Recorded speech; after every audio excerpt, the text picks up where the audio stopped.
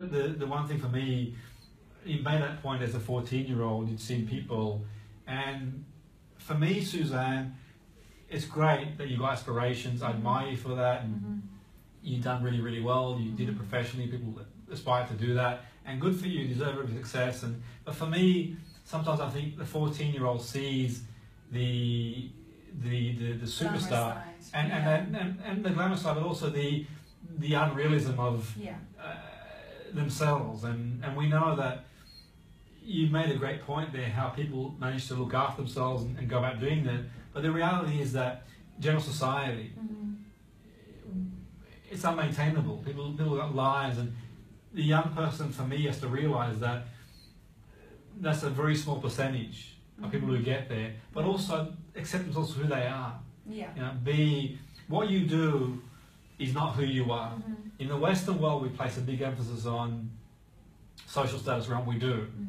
Now, what we do isn't what we are. No matter how much of a superstar you are in sport, in business, in modelling, at some point, every career comes to an end. And if you're getting validation through the career, at the end of it, where do you go from there? But also, more importantly, my concern would be for the young person who great having aspirations, fantastic, I'm all for that, but I'm also for the support, because in their mind, you've got to realise that to be that size 0, to be that whatever it is these days that people aspire to be, it's not realistic. No. And they've got to love themselves for who they are. And you made some great points there about the grooming, the confidence, the workshop, and that's fantastic. But I want to see it go deeper, self-love, and I want to see people accept themselves for who they are and not think they've got to be a size, whatever it is. Yeah, a certain size. Because something I didn't mention earlier was with regards to the food disorders. Yes. So again, that's a vital thing. I mean, that obviously happens within the industry. Yes. As well as, you know, obviously outside of the industry, girls feeling they need to be this size 0. So again, that's something that you know is you do really need to. Yeah, and if it's somebody's job and they've got a nutritionist, they've got a personal trainer, they've got all these people around them supporting them to do that, it's more tangible. If someone's making their way in the world and they're fighting to do that and so on and so forth, and that's one issue I've got in the media. I think that the media has this portrayal. I'd like to see the modelling industry represented by real people. I don't suggest that these superstars in the world of modelling are real people. They are real people. They're good people in their own right.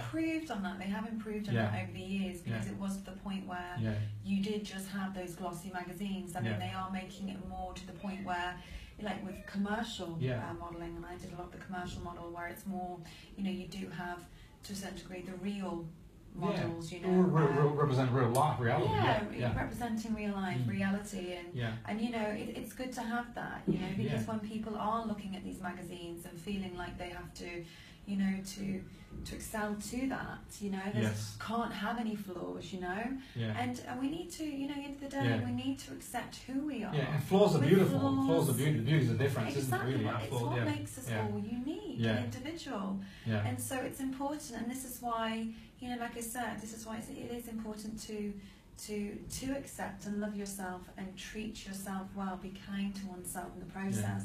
Because if you're not doing that, you do get yourself into all these situations of, you know, the anxiety, the depression, the food disorders. It all comes hand in hand. It can contribute towards that, for sure. It all contributes. These are all factors, so it is important to stay on top of it all. Yeah, no, for sure. And certainly in view of that, I would suggest anyone who is suffering to get the help they need, be it through the GP, be it through the medical referral, and I would emphasise anyone not to suffer in silence, because it's a lonely world out there and not easy. And I think sometimes for me, the exploitation is on various levels. Because people got their own agendas, they're busy, and I'm not having got any agents. They do, for the most part. A lot of them do great work and their heart's in the right place. But ultimately, for me, Suzanne, there's a social responsibility to also look after these young people, or people of any age, to make sure that they flourish as a person, and we don't just see them as a product where we're discarding them when we're no use for them. We look after them. That's it, They are human beings. It's social welfare. We're not just putting them out there, and if they don't meet the criteria, well, sorry, you're away. Time and experiences. Of course. But it's good to have that sort of advice beforehand. And I know to a certain extent some of the agents can do that, but when you do have a lot of people on your books, being able to share that information to each and every single one in detail is difficult. Yeah, it's not easy, of course. It's not easy. But the practicality of the thousands of people who aspire to be, if not more, to reach all of them, for sure. I still think there's a social responsibility, and from what I can see from the inside looking in, more can be done, I think. If not individually, even in the classroom environment, education, and you won't reach everyone. Going on inside is a shame, and I had that to a big degree in my life. Very much you were judged more on your appearance rather than what was going on inside, and I had my battles. I did have a lot of internal battles where I struggled with my confidence, very much very low self-esteem, and you know, when you sort of because I seeked a lot of validation from people. And, you know, often they would be very confused because they'd think, well, why would you be doing that? Are you just fishing for compliments? That's not possible. But they don't really understand what's going on inside. They have no idea because they're just judging you from an external point of view. Because if you go through a casting and you go through these job proposals and you're being judged on your appearance, it's bound to affect anyone psychologically. Of course. Now, psychologically, if you go for any job interview and you keep getting rejected, you're going to think it's something wrong. No matter, you could be a footballer, you could be a cricket player, you could be an athlete, you could be a butcher, a baker, cancer baker, be anyone. If you keep getting rejected, you're going to start to think, well, what's going on? And appearance being an external factor, it's going to have one's going to spill into the other. And if you're doing it for a living and you're relying on your appearance for a living and you're being judged on that, it's going to bound to tie into your identity. And then away from the profession, you start becoming self-conscious and conscientious that people are judging that way. And some people might do, they might not do, but I think ultimately, it won't bode well in terms of one feeling self-esteem and good about themselves, because if we're validating ourselves based on no matter how good we look in the eyes of the corporation, there's always going to be someone who fits the bill better than somebody else. It's like sport. No matter how good you are as a sports person, there's going to be a time that someone else takes over from you, or someone else who fits with there'll be young people thinking, is it normal for me to feel vulnerable? Is it normal to be self-conscious? And so normalize is a good thing, because I think that it makes it real. And once you normalize, you can start looking at ways you can deal with it, for sure. Yeah, well, it's okay to, you know, I think it's, you know, a strong message, you know, I want to convey to you know, people starting out in the modelling industries. It's okay to be, you know, fearful and scared, but it's more importantly, it's been able to express that, you know, to have that support there, you know, to be able to express that too. And if there is, you know, certain situations you're facing, or just, you know, the different factors that are contributing to making you feel low or triggering off things that just aren't healthy, then it's important to have that support, whether it is you need a referral to a GP or you know, actual counselling, or whether it's a form of a coach or mentor.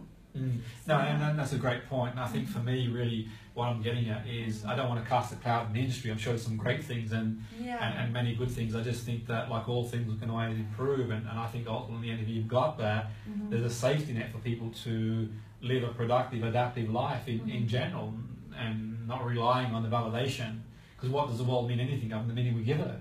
We give the world meaning. We sort of drum into yourself. I mean, you know, to maintain that positivity. But it was, like I said, throughout my journey, it was a struggle. And you know, it's when you do more sort of you know, personal development.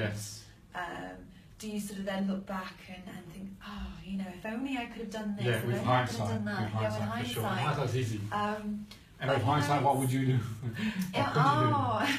Where do you begin? In hindsight, I would. You feel wasted on the. I have to say, I was quite sheltered back in the day when I was. I would say, to a certain extent, I was doing it to seek validation. I think because of the bullying at school and maybe certain comments, you know, from different people throughout, it was very much, I want to prove you wrong.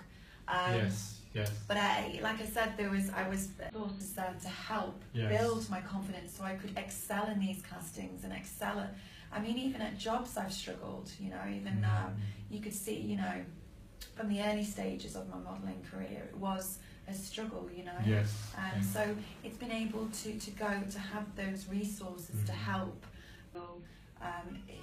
the confidence and the low self-esteem, and just really understanding yourself. I mean, it does take time. Yes. You learn that through experiences of course, life, of course. But I learn. think it would have been able, you know, it would have to been able to be more wiser and just having more of an understanding of me and being kind to oneself in the process would have really have helped me excel more.